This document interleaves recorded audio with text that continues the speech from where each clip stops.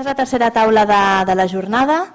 En aquesta taula el que tractarem és el dret al vot, el dret al vot, el dret a participació política, i ho volíem remarcar com un dels drets més oblidats. Quan parlem de drets tenim molt clar el dret a la salut, el dret a l'habitatge, ens recordem, són els que més en venen en ment. En canvi, el dret a la participació política, no perquè sigui menys important, segons nosaltres, però sí que queda com més apartat.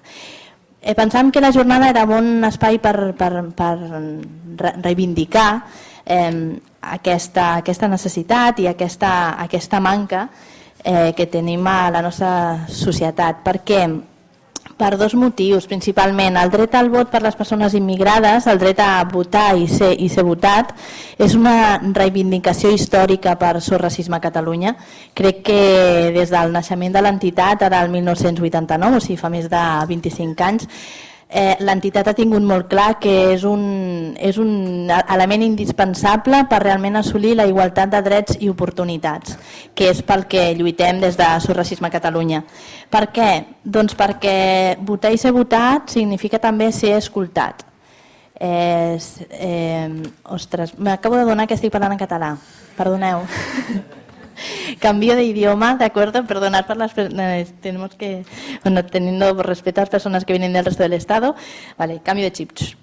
Explicaba, el derecho a votar y ser votado es el derecho o el reconocimiento, el ser escuchado, y ser reconocido en una sociedad pensamos que es un elemento indispensable si estamos hablando de formar parte, de inclusión, de crecimiento y de eso, lucha por igualdad de derechos y oportunidades. Y por otro lado, porque pensamos que el derecho al voto para las personas inmigrantes sería el antídoto ideal o uno de los principales antídotos para frenar el ataque que realizan muchos partidos políticos y políticos contra la población inmigrada. En el momento en que esas personas tengan derecho a voz y voto, seguramente se frenaría mucho esta utilización y este ataque contiguo, muchas veces este discurso de odio que ataca a nuestros vecinos y vecinas de origen inmigrante que lamentablemente no pueden participar. Y por otra, el segundo motivo por el que también pensamos que era muy importante hablar de este tema hoy aquí es que el 2015 es el año de las elecciones por excelencia. Justo hoy empezamos la campaña electoral para las elecciones municipales y lamentablemente el 24 de mayo el 15% de la población de Cataluña no podrá votar. ¿Qué Estado democrático se puede decir democrático cuando tiene el 15% de la población que no puede participar? Pensamos que es un tema que ante cada comicio electoral reivindicamos y denunciamos y que hoy desde aquí pues también no era menos, ¿no? La mesa formada por dos ponentes buenas, David. Intentaremos tratar y profundizar en este tema, tanto desde un ámbito más académico como desde un ámbito más práctico y de lucha, ¿no? Para frenar esta vulneración de derechos. A mi derecha, David Moya, profesor de la Universidad de Barcelona y miembro del Observatorio de Derecho Público. ¿Iniciará? ¿Empezamos así? ¿Os parece bien? ¿O sí? Y comenzaremos con su ponencia y a continuación Carles Bertran, miembro de la recientemente presentada plataforma Ciutadans y Ciudadanas com tú. También nos explicará pues, este proyecto y qué se está haciendo. Damos paso a las ponencias. Ah, sí. Vale. El vaig posar mentre... Vale, perfecte. ¿Vale? Sí, en castellà. Bien, en primer lugar, agradecer la invitación y pedir disculpas porque aparcar en esta zona es un auténtico infierno. Sobre todo si vienes del otro lado de la diagonal. Seguro que todos ustedes ya saben que nuestra Constitución, empezaré explicando un poco el marco jurídico, que seguro que conocen y por tanto lo intentaré hacer muy rápido y luego iré a lo que está pasando en estas elecciones o lo que va a pasar, un poco de pronóstico, haré un diagnóstico de las elecciones de 2011 y un pronóstico de las elecciones de 2015, que verán que es un pronóstico muy fácil, porque tenemos algunos datos ya. si les parece como enfoque. Obviaré la discusión sobre por qué los extranjeros tienen que votar, pero va a estar subyacente a toda mi intervención y, por tanto, si quieren, les animo a que lo discutamos más. Sí, volemos. Sí.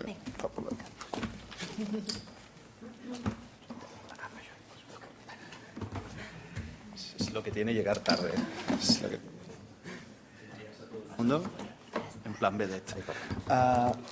Entonces, obviaré la discusión subyacente, que es de carácter filosófico, pero también político, sobre el modelo que queremos y para qué queremos el voto de los extranjeros.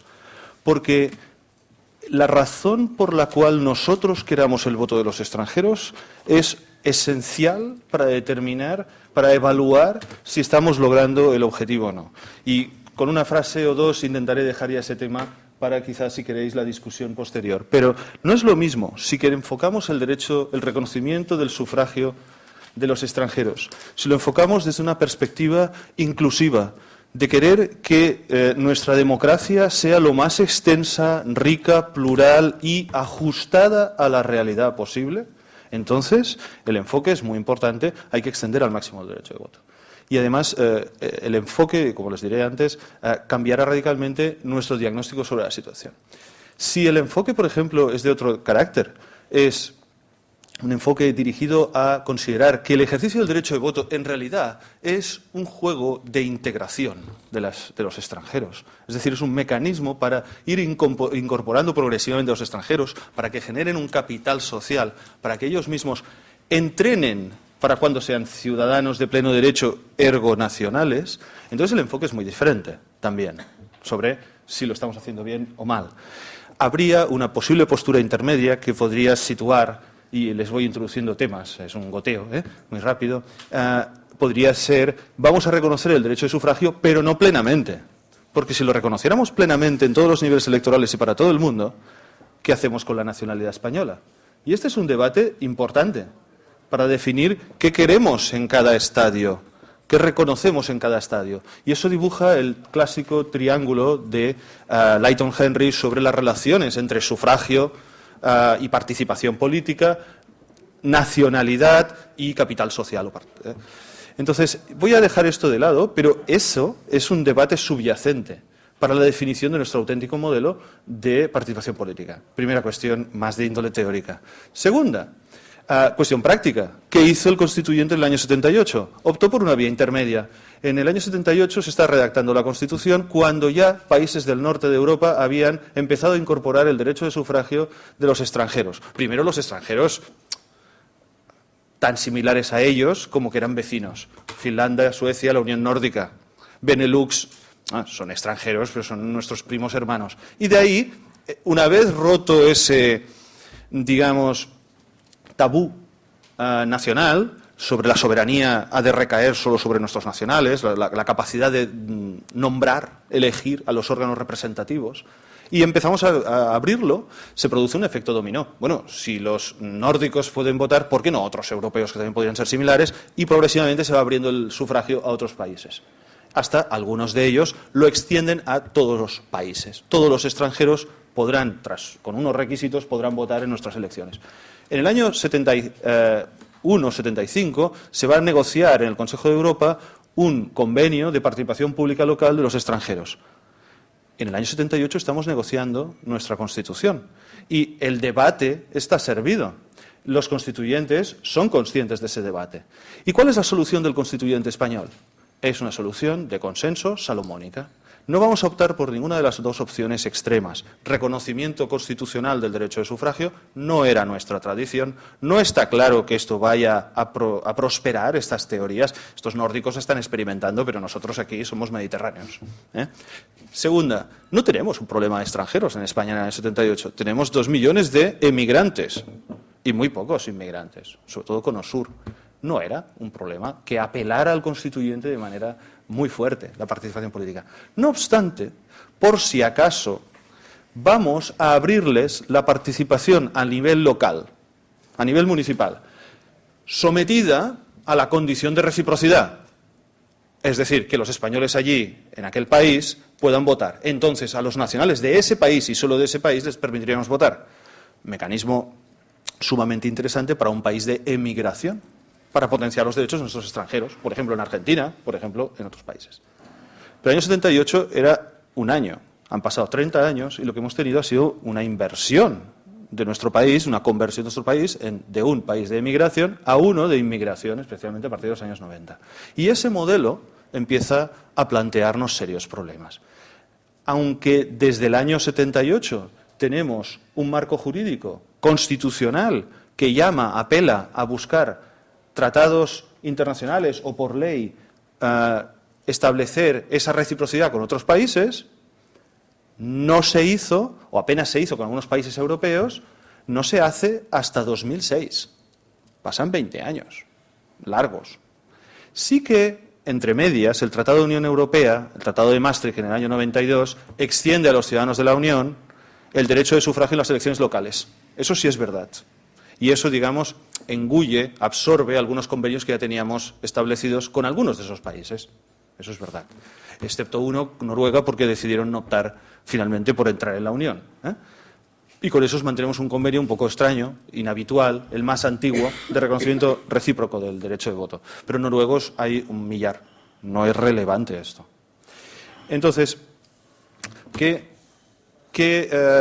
pasos se dieron a partir de 2006? Un acuerdo del Parlamento diciendo, hombre, hace ya 25 años que tenemos una prescripción constitucional de extensión del derecho de sufragio, no la estamos aplicando para los extracomunitarios, vamos a reflexionar sobre esto, vamos a intentar abrir vías para reconocer el voto.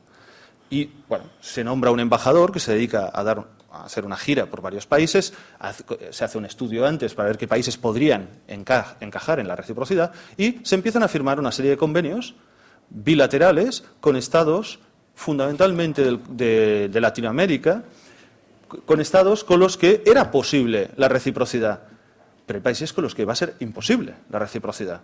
Bien porque no tienen sistema de elecciones, en general, o porque sus elecciones no son equiparables para nada a las nuestras, o porque justamente, no sé, al alcalde no se le escoge mediante sufragio, sino que lo nombra, yo qué sé, el gobernador civil. Una praxis tampoco tan alejada de nuestra historia pasada, pero que obviamente no es equiparable en estándares a las actuales.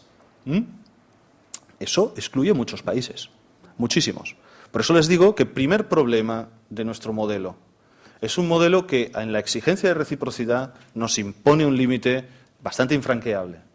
China, a corto plazo, no vamos a tener reciprocidad, por decirlo, por hablar de un país alejado. Va a ser muy difícil. Este modelo, por tanto, no va a poder ser igualitario al final. Imposible, el que tenemos con la Constitución actual. ¿Se podría reformar? Claro que se podría reformar, si reformamos la Constitución, pero esto es complicado, ya lo saben. Pero no es este el único límite. No es este el único límite. De hecho, hay en Europa 3 modelos de países, bueno, 4, porque Suiza juega, como siempre, al margen, con su propio modelo. Pero hay 3 o 4 grandes modelos de países en el reconocimiento de sufragio. Están los que no reconocen el derecho de sufragio, los extranjeros, que son los que tienen en Europa un peso poblacional y unas dimensiones mayores. Los mayores países no reconocen el derecho de sufragio. Austria, no. Alemania, sentencia del Tribunal Constitucional Federal Alemán, en el caso de Schleswig-Holstein, diciendo que no, el pueblo alemán se ha de entender pueblo en la Constitución alemana como pueblo con nacionalidad alemana, no otras cosas. ¿Vale? Por tanto, no adopta una postura de ciudadanía amplia, universal o inclusiva, si queréis, tipo Habermas. No. Francia. Bueno, si Alemania y Francia no lo reconocen, tenemos el centro de Europa y un peso poblacional de toda Europa no reconociendo el derecho de sufragio. Francia no lo reconoce. Italia tampoco, lo han intentado a través de las regiones, me han dicho que las regiones no son competentes para eso. Podría, ahí ya depende de la interpretación jurídica, pero en la práctica no se ha hecho. Quiero decir que, ¿quién queda? En el otro extremo quedan países más bien poblacionalmente pequeños del norte de Europa, Finlandia, Suecia, Dinamarca, Holanda, Bélgica más recientemente y, sorprendentemente, países del este, porque como votaron sus constituciones tras la caída del muro, la exigencia del derecho de sufragio, el debate sobre el derecho de sufragio ya estaba y lo introdujeron en sus constituciones. Algunos de esos países, además, no olvidemos que eran países que querían entrar en la Unión Europea y que tenían emigrantes fuera. Por lo tanto, la introducción del derecho de sufragio podía ser razonable. Eslovaquia, Eslovenia, Chequia, etc. Y algún caso suelto, como Irlanda. Irlanda reconoce el derecho de sufragio, es la gran excepción a todo, porque reconoce el derecho de sufragio a los 6 meses de estar en Irlanda. A todos los niveles, en todas las elecciones. Los otros solo lo hacen en las locales, como mucho en las supramunicipales o provinciales. Y luego queda un grupo intermedio, el pelotón de intermedio, en el que estamos nosotros, que es España, que son los que reconocen el derecho de sufragio mediante mecanismos bilaterales. Es decir, lo hacen selectivamente. Ni modelo general de reconocimiento, ni exclusión total, sino selectivos. Reino Unido lo hace de manera selectiva con los países de la Commonwealth y con Irlanda muy claramente. Pero España o Portugal lo hacen con países con los que han mantenido, por ejemplo, una tradición histórica común, ¿vale? Lazos históricos comunes. Solo que nosotros, al introducir la reciprocidad a nivel constitucional, nos limitamos mucho más. Ellos lo hacen por tratados bilaterales, pero no lo someten y la reciprocidad está implícita, la nuestra es explícita y exigida constitucionalmente, con lo cual no nos la podemos quitar de encima. En la práctica, esto ha supuesto que tenemos una docena de convenios. Los hay con países absolutamente extraños. Os voy a dar los nombres. Corea del Sur. ¿Cuántos coreanos del sur conocéis? Neozelandeses, Nueva Zelanda. Islandia. Todo países con un peso poblacional en España brutal, que va a transformar muchos concejales. Y Cabo Verde, Trinidad y Tobago. Trinidad y Tobago. En España, vamos, no sé si hay embajada. Sí que tendría sentido a lo mejor con Inglaterra, pero con España no. La demostración es que en las elecciones de 2011 no había ningún Trinidad-Tobagués que se declarara elector. Y, aleluya, en estas elecciones han salido 2 en toda España. Ya sabemos quiénes son. Y luego está el grupo que sí es importante para el derecho de sufragio. ¿Quiénes son? Pues son un conjunto de países. Ahora iré a los datos, pero solo que miréis la lista aquí arriba veréis que sí hay unos cuantos países importantes para nuestro contexto migratorio. Ecuador, Colombia, Perú, Bolivia, Chile. Estos son países importantes, porque tienen stocks de extranjeros. No miréis las cifras todavía, solo pensad en las cifras de extranjeros. Ecuador, 500, con un pico en algún momento de 650.000 extranjeros en España. Hombre, esto ya son cifras importantes, relevantes. Cuidado, no todos en el mismo municipio, distribuidos de manera que su voto va a impactar muy moderadamente, excepto alguna población que haya muchísimos ecuatorianos en Jaén o en Murcia, ¿vale? Pero cambiar mucho. Este grupo sí es importante y con estos tenemos estos convenios. Ha habido países, si lo queréis por la cuestión del anecdotario, con los que firmamos convenio o un acuerdo de convenio para reconocer el derecho de sufragio y, en cambio, el Parlamento lo paró. Estos convenios los negocia el Gobierno o el embajador nombrado al efecto, trae el convenio debajo del brazo ya negociado y el Parlamento tiene que dar su autorización porque afectan a un derecho fundamental como es el derecho de sufragio. Pues, por ejemplo, con Venezuela, el convenio no prosperó porque necesitas un consenso entre los 2 partidos políticos principales. Y muchos lo ven esto como algo negativo, pero no es forzosamente negativo, aunque todo aquello que requiere consenso significa que te puedes ir dejando, ¿no? A veces quedamos en mínimos comunes denominadores y no en máximos. Pero también hay que enfocarlo desde otra perspectiva. En tanto que convenios, si uno de los 2 partidos con opción de gobierno, y esta es una reflexión que igual funcionaría hace 2 o 3 años, pero que pronto igual tengamos que revisarla, pero PP y PSOE tradicionalmente tenían que ponerse de acuerdo. Y es lógico que se tengan que poner de acuerdo en esto, porque si es un tratado internacional, cada vez que cambia el gobierno, podrías denunciarlo. Y sería un poco... y además porque afecta a las relaciones exteriores en las que tiene que haber consenso en esta materia. Por tanto, sería un poco extraño que, llegado al gobierno, uno de los 2 partidos que estaba en desacuerdo con un determinado convenio, de repente, ¿no?, digamos, denunciara el convenio y ese colectivo saliera del sufragio. Para evitar eso, empecemos, ¿no?, con consenso. Pero quiere decir todavía mayor lentitud. Por eso, Venezuela cayó. Venezuela no tenemos convenio de reciprocidad. Con Argentina tampoco, pero no por razones políticas, sino técnicas. Argentina alegremente firmó el convenio, pero resulta que el gobierno argentino no es competente en esa materia, lo son los estados.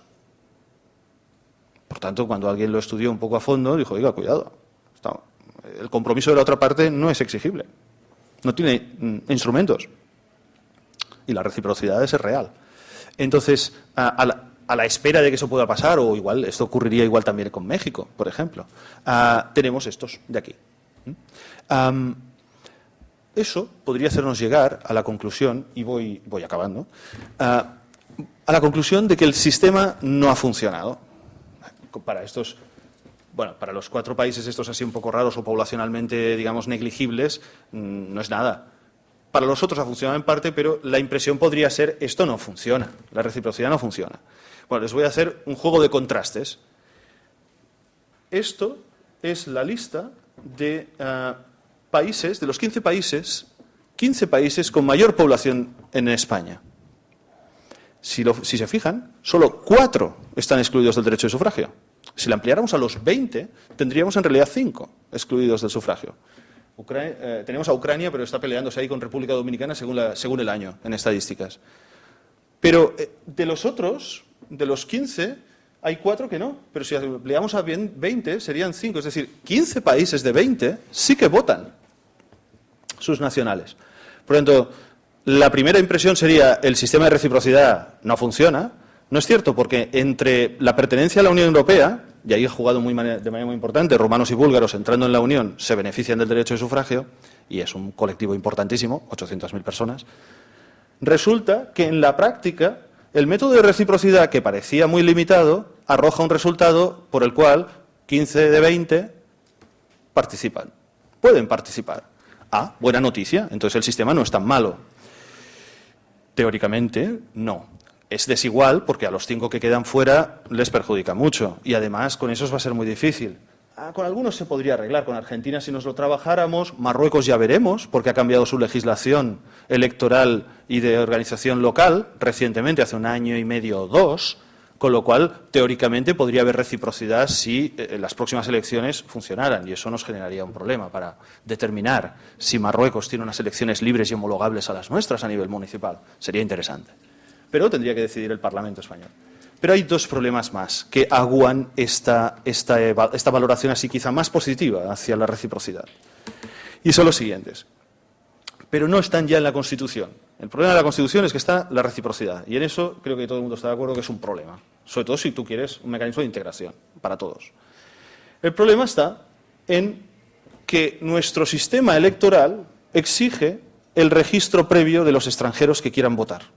Mientras a los nacionales les volcamos del padrón directamente al censo electoral, de manera automatizada, y ya son electores, a los extranjeros deben realizar un trámite adicional, intermedio, que es comunicar fehacientemente, formalmente, que quieren ejercer el derecho de sufragio. ¿Por qué? No sabemos muy bien por qué. Bueno, sí sabemos por qué. Porque en la directiva de la Unión Europea se contemplaba esa posibilidad de exigir el registro previo, pero tenía sentido solo en aquellos países donde el voto es un derecho y un deber sancionable con multa. Entonces, para salvaguardar a los europeos que no quisieran votar en esas elecciones, no, mire, ponemos un trámite en medio y así si usted no vota, como no ha comunicado antes, no le sancionan. Si comunica, entonces cuidado que tiene que ir a votar. Y nosotros, españoles, que no tenemos ninguna sanción por no ir a votar, haríamos una caja importante anticrisis, si todos los que no votan tuvieran que pagar multa. No quiero dar ideas. Pero, como no hay sanción, yo no sé por qué el legislador lo introdujo. Efecto, ni siquiera entre los comunitarios llegamos al 30% de registro anterior. Entre los no comunitarios ya ni te explico. ¿Por qué? Porque el registro anterior significa comunicarlo antes del 15 de diciembre. El 15 de diciembre no hay ni candidaturas montadas. ¿Quién se acuerda de que tiene que comunicarlo? Es verdad que el gobierno envía una carta, el gobierno o las autoridades, envían una carta solo una vez, la primera vez, cuando un extranjero se registra para votar. Perdón, se registra en el municipio como se empadrona.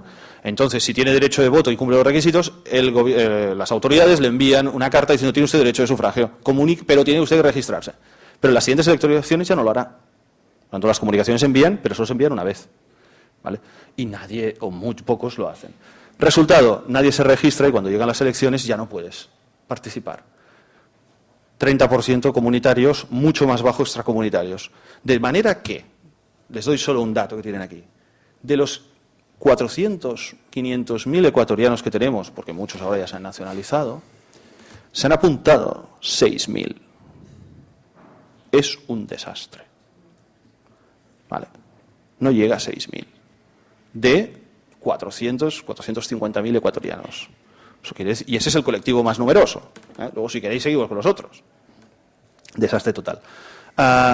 Incluso los rumanos y los británicos, que son los que tienen más números absolutos de registro, los británicos son un tercio de ellos, que llevan aquí muchísimo tiempo. Un tercio de ellos se han registrado. Pero los rumanos, 1 de cada 8. Sí, son 111.000, pero es que los electores, pero es que podrían ser 800.000 casi. Entonces, ese es un grave problema, segundo el de registro, que podríamos eliminarlo mañana. Y tendríamos, de repente saltarían las cifras de 400.000 extranjeros potenciales electores, saltarían a 1 millón, 2 millones, 1,5 millones. Y segundo, tenemos un sistema, y último, y acabo, tenemos un sistema en el que, y esto ya voy a ser deliberadamente polémico, si pensábamos que el sistema de voto era un camino intermedio para igualar a la población en el acceso paulatino a la nacionalidad y al pleno derecho, en realidad, si os fijáis en los países que tienen derecho de sufragio, coinciden con los países que tienen el acceso más rápido a la nacionalidad por la vía de 2 años. Con lo cual, lo que estamos es profundizando en una brecha entre los que están obteniendo mucha participación política, ya sea mediante sufragio como electores extranjeros, ya sea accediendo mucho más rápidamente a la nacionalidad, y las nacionalidades que tienen un acceso a la nacionalidad tras 10 años, mucho más lento, y además generalmente excluidos del derecho de sufragio en las elecciones locales. No está funcionando como canal intermedio de participación. Este es otro grave problema. Y habría muchos otros más, si queréis, pero los podemos dejar para más tarde, porque en las elecciones estas están dando mucho juego en cuanto a candidatos, no candidatos.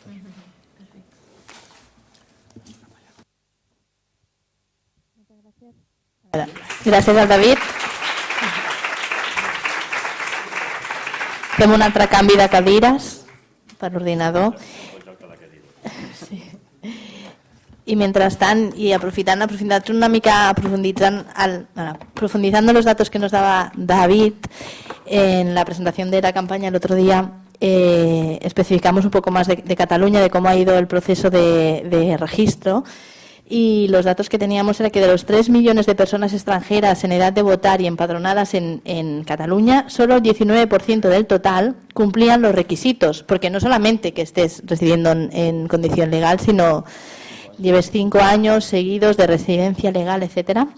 O sea, de los 3 millones, solamente un 19% cumplía los requisitos y de menos del 1% han conseguido registrarse. Menos del 1%. Y ahora Carles Bertran nos explicará los datos de la nueva campaña que hemos iniciado. Sí, gracias. L'avantatge... Perdó, os voy a hablar en castellano. La ventaja de vivir aquí es que tenemos 2 lenguas. La ventaja de hablar el último y después de David es que los motivos por los cuales esta campaña se plantea una vez más, porque ya hace años que estamos con este tema, quedan muy claros. ¿Cuáles son los motivos por los cuales se formalizó la semana pasada, el día 5 de mayo, una plataforma, la plataforma Ciutadans y Ciudadanas com Tu, que inicia una campaña porque la idea es una plataforma que trate distintos temas vinculados a la ciudadanía e inmigración, pero en un contexto electoral como el actual, evidentemente la campaña que marca el inicio de nuestras actividades es la del derecho al voto, el derecho al voto de las personas extranjeras. Y hace años se ha colaborado con Sorracismo y las entidades que forman parte de la plataforma han llevado a cabo y llevan a cabo cada 4 años seguro por las elecciones municipales actividades vinculadas al derecho al voto, pero en este año nos interesaba yo haría un poco de énfasis en qué entidades forman parte del grupo inicial de la plataforma, porque de hecho es el grupo impulsor. Nos encontramos con los 2 sindicatos mayoritarios en Cataluña. Está la CONFAB, la Confederación de Asociaciones de Vecinos, y está SOS Racismo. Diríamos que estas entidades serían las entidades clásicas que hace muchos años, igual como planteaba cuando se ha presentado a la mesa desde SOS Racismo, se han llevado a cabo actividades vinculadas al derecho al voto y a los derechos de ciudadanía de la población extranjera. La incorporación este año en esta plataforma de 2 entidades como la Asamblea Nacional de Cataluña o Òmnium Cultural, que son entidades que están impulsando directamente la independencia de Cataluña o un proceso de una nueva relación con el Estado español, nos abría un público mucho más amplio del que estábamos llegando hasta ahora. Y eso es una realidad que nosotros sabemos quienes, cuando iniciamos campañas en este sentido, llegábamos al público que teníamos como nuestro ámbito ecológico propio, pero la incorporación de Òmnium y la incorporación de la ANC nos ha abierto a un público mucho más amplio y a un ámbito territorial mucho más amplio del que habitualmente encontrábamos. También pensad que nos encontramos en un momento en que desde diferentes fuerzas o organizaciones, no solo ANC y Òmnium Cultural, se están planteando el inicio de un proceso constituyente, y creíamos que en un momento en que se empieza a plantear cuál tiene que ser el nuevo país o el nuevo Estado o lo que queráis, en el momento que se abre la posibilidad de construir o elaborar una nueva Constitución, una Constitución catalana o una reforma de la Constitución española, porque hay procesos que se dan tanto a nivel catalán como a nivel español, era el momento ideal para plantear el derecho al voto de las personas extranjeras. Yo creo que David ya ha planteado cuáles son las limitaciones. Entonces, ahora era el momento de plantearte, abrimos, ya que tenemos que abrir el melón, porque hay que abrirlo algún día, si no, no tendrá solución el conflicto. Ya que lo abrimos, planteamos el derecho al voto y miramos de qué manera lo incorporamos. No os diré cuál es la propuesta de la plataforma porque no tiene. Diríamos que aún no nos hemos planteado en ningún momento si vamos a pedir el voto a los 6 meses, al año, a los 3 meses. Este no es el motivo de la plataforma en este momento. El motivo básico es impulsar ese debate. Impulsar ese debate en un año en que coinciden en Cataluña tres elecciones importantes. Yo creo que ese es el motivo de esta plataforma. Se presentó la semana pasada con la participación de los máximos representantes de todas las entidades. El dimarts. Sí. Hostia, no sé, perdonad que no sé de qué día vivo. Bueno, el día 5, este martes. Y tuvo mucha repercusión. Estamos muy contentos de la capacidad de repercusión que tuvo esta campaña. Creo que el hecho de incorporar esas nuevas entidades también ha dado difusión, pero también el contexto en que se da y la presencia de los máximos dirigentes de las distintas organizaciones ha permitido llegar a mucha gente y poner sobre la mesa un debate eternamente, ¿cómo lo diría?, pospuesto. Y aparte, otra cosa que queríamos plantear y que se planteó muy claro con la plataforma es que nuestra intención no era la de presentar un manifiesto, porque desgraciadamente nos encontramos con demasiadas presentaciones de manifiestos que luego no llevan a nada más que a la misma presentación del manifiesto, a la fotografía, salir en la prensa, etcétera. La idea es plantear una campaña que dure durante todo el año y que pueda alargarse en adelante. ¿Qué actividades hemos planteado en esta campaña? Más allá de la rueda de prensa de presentación, hay una página web con el manifiesto, lo podéis consultar en diferentes... A ver si lo tenemos aquí.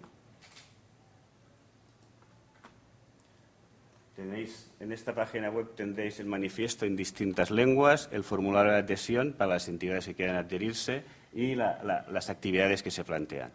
La primera actividad que vamos a plantear era obvia. Se ha iniciado una campaña electoral de las municipales, una campaña en que, en general, se utiliza la inmigración como elemento partidario para conseguir votos. por parte de las fuerzas claramente xenófobas y racistas, pero también por otras fuerzas de mayor implantación nacional que utilizan claramente la inmigración, como hemos visto en Hospitalet, como estamos viendo en Badalona, etcétera.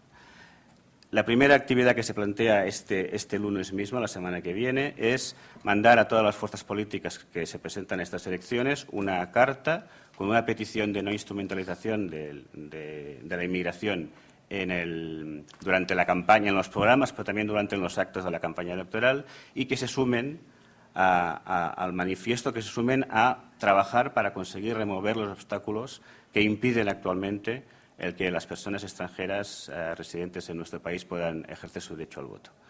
Esta sería la primera actividad. Se está organizando también un acto dentro de la campaña electoral. La semana que viene hay una reunión para concretar qué tipo de actuación. Se ha iniciado un proceso de incorporación de nuevas entidades a la plataforma para recoger adhesiones al manifiesto, pero también nos interesa incorporar más entidades a la plataforma que tengan la voluntad de trabajar de manera sistemática durante este año para tirar adelante los objetivos de esta plataforma.